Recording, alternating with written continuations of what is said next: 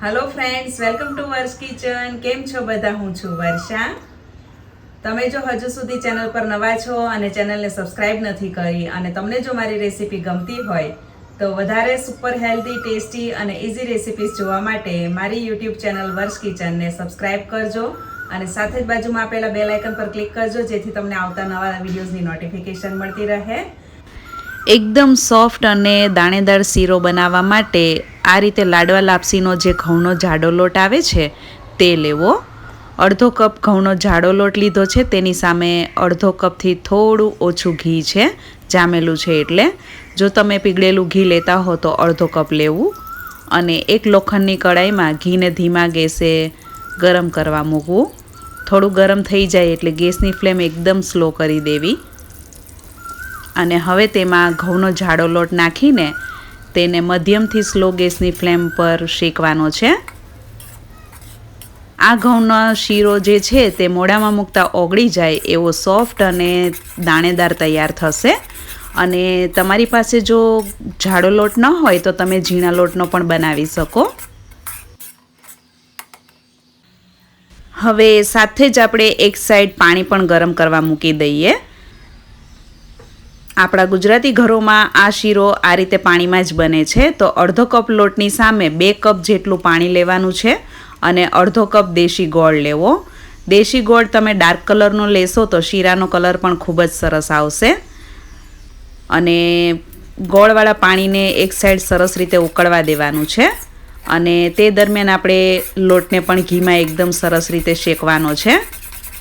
એકદમ બ્રાઉન કલરનો થાય ત્યાં સુધી તેને ધીમાથી મધ્યમ ગેસની ફ્લેમ પર શેકવો જેથી એકદમ સરસ રીતે શેકાય અને કલર પણ એકદમ સરસ આવશે અને લોટની કચાશ સંપૂર્ણપણે દૂર થઈ જશે।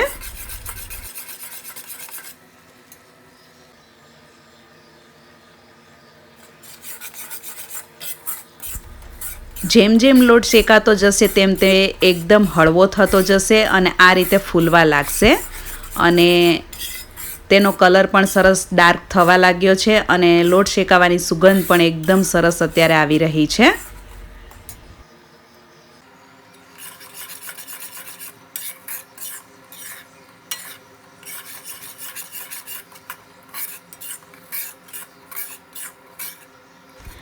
ગોળવાળું પાણી પણ એકદમ સરસ રીતે ઉકળવા દેવાનું છે અને જાડો લોટ લીધો છે એટલે અડધા કપ લોટની સામે 2 કપ આખા પાણી લીધું છે। જનરલી બધા ડબલ એટલે કે 2 ગણું પાણી લેતા હોય છે, પરંતુ આપણે અત્યારે 4 ગણું પાણી લઈ રહ્યા છીએ। આ રીતે જો તમે માપ રાખશો પાણીનું તો શીરો એકદમ સરસ સોફ્ટ, એકદમ પોચો તૈયાર થશે અને તે ઠરી ગયા પછી પણ પોચો અને એકદમ કણીવાળો રહેશે। આ પરફેક્ટ માપ છે। આ રીતે શીરો બનાવશો તો શીરો ખૂબ જ સરસ બને છે અને ઘી જેટલું તેટલો જ લોટ અને તેટલો જ ગોળ એ પ્રમાણે રાખશો તો શીરો એકદમ પરફેક્ટ બનશે અને કોઈ પહેલી વાર બનાવતું હશે તો પણ તેનાથી એકદમ સરસ જ બનશે। હવે તેમાં કાજુ, બદામ અને પિસ્તા 1/4 કપ જેટલા મેં નાખ્યા છે અત્યારે। લોટ એકદમ સરસ શેકાઈ જાય ત્યારબાદ જ ડ્રાયફ્રૂટ્સ નાખવા અને ડ્રાયફ્રૂટને 1 મિનિટ જેવું સાંતળવાનું છે। લોટ એકદમ સરસ બદામી કલરનો શેકાઈ ગયો છે અને સુગંધ પણ અત્યારે ખૂબ જ સરસ આવવા માંડી છે। તો હવે તેમાં આ ગરમ કરેલું ગોળવાળું પાણી ધીમે ધીમે રેડી દેવું અને આ સમયે ગેસની ફ્લેમ થોડી ધીમી રાખવી અને પાણી તરત જ 5 થી 7 મિનિટમાં શોષાઈ જશે। જો તમે ઝીણો લોટ લો તો પાણી થોડું ઓછું નાખવું, પરંતુ આ જાડો લોટ છે તો તેમાં પાણીનું પ્રમાણ વધારે રાખશો તો શીરો એકદમ પરફેક્ટ તૈયાર થશે। હવે તેમાં સ્વાદ અને સુગંધ વધારવા માટે હાફ ટીસ્પૂન એલચી અને સૂંઠ પાવડર બંને મિક્સ છે તે નાખવો। એલચી અને સૂંઠ પાવડરને કારણે શીરાનો સ્વાદ ખૂબ જ સરસ આવે છે અને તે ખૂબ જ હેલ્ધી પણ બને છે અને શરદી, તાવ કે કફ હોય ત્યારે એ સમયે તમે આ ટાઈપનો શીરો બનાવીને જો ખાઓ તો તમે તરત જ એકદમ ફ્રેશ ફીલ કરશો અને તાજગી અનુભવશો। મધ્યમ ગેસની ફ્લેમ પર તેને આ રીતે કન્ટિન્યુ ચલાવતા રહેવું જેથી તળિયે બેસી ના જાય અને આ શીરો સ્પેશિયલી ડિલિવરી બાદ, માતા બન્યા બાદ દરેક સ્ત્રી માટે ખૂબ જ હેલ્ધી છે। જો પ્રસૂતિ બાદ દરેક માતાને આ શીરો એક નાની વાટકી જે રોજ જ બનાવીને આપવામાં આવે તો તેનામાં નવી શક્તિનો સંચાર થાય છે અને રોગપ્રતિકારક શક્તિ અને પાચન શક્તિ બંને વધે છે.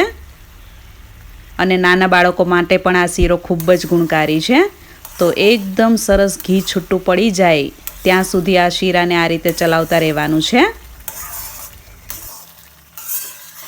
ઘઉંના લોટનો ગોળમાં શીરો એકદમ સરસ રીતે તૈયાર થઈ ગયો છે. ઘી એકદમ સરસ છૂટું પડી ગયું છે. તો હવે તેમાં 1/3 કપ જેટલું સૂકું કોપરાનું ખમણ નાખવું. કોપરાનું ખમણ નાખવાથી આ શીરાનો સ્વાદ, સુગંધ અને પૌષ્ટિક વેલ્યુ ઘણી વધી જાય છે.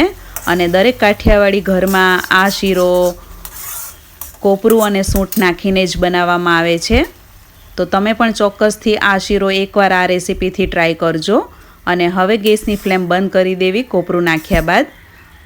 તો અત્યારે આ શીરો તમને થોડો નરમ લાગશે, પરંતુ તેને 10 મિનિટ ઢાંકીને રાખશો એટલે એકદમ છૂટો અને કણીદાર તૈયાર થશે. અને આ રીતનો તમે એકદમ નરમ શીરો પણ તરત જ ગરમા ગરમ ખાવા માટે સર્વ કરી શકો. ખૂબ જ ટેસ્ટી લાગે છે.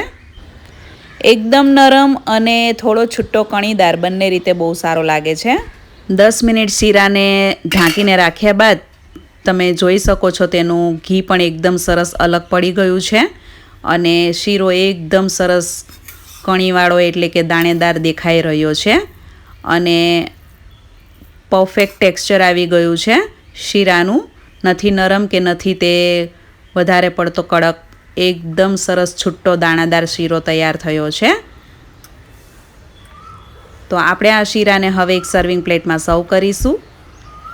તૈયાર છે ગરમા ગરમ ઘઉંના લોટનો શીરો. દરેક ગુજરાતીઓનો ખૂબ જ પ્રિય અને દરેક ઘરોમાં બનતો એવો આ ઘઉંના લોટનો શીરો, કે જેને આપણે ઉપરથી સૂકા કોપરાના ખમણ અને બદામ પિસ્તાની કતરણથી ગાર્નિશ કરીશું. અને પ્રસાદમાં આપણે બનાવ્યો છે તો તેમાં આપણે તુલસીપત્ર પણ ધરાવી દઈશું. અને તમે એમનેમ પણ રોજ ખાવાના ઉપયોગમાં લઈ શકો છો. ખૂબ જ હેલ્ધી છે. કંઈક ગળ્યું ખાવાનું મન થાય ત્યારે આ રીતે જો શુદ્ધ ઘી અને દેશી ગોળમાં બનાવેલો ઘઉંના લોટનો શીરો હોય તો ખાવાની મજા પડી જાય અને ખૂબ જ પૌષ્ટિક અને સ્વાદિષ્ટ એવો બને છે. જેને આપણા આખા દેશમાં ઘરે ઘરમાં અલગ અલગ નામથી ઓળખવામાં આવે છે અને દરેકના ઘરમાં બનતો જ હોય છે. આ શીરાને કડા પ્રસાદ, આટા હલવા, ઘઉંના લોટનો શીરો એ રીતે ઓળખવામાં આવે છે. નાના બાળકોથી લઈને મોટા વડીલો, ઘરના દરેક સભ્યો માટે ખૂબ જ ગુણકારી એવો આ શીરાની રેસીપી તમને કેવી લાગી તે મને કમેન્ટ્સમાં જરૂરથી જણાવજો. અને તમારામાંથી કોને કોને શીરો ખૂબ જ ભાવે છે તે પણ મને જરૂરથી જણાવજો. તમને જો આ રેસીપી ગમી હોય તો વિડીયોને લાઈક અને શેર કરજો અને ચેનલને સબસ્ક્રાઇબ કરજો. Thanks for watching and stay healthy.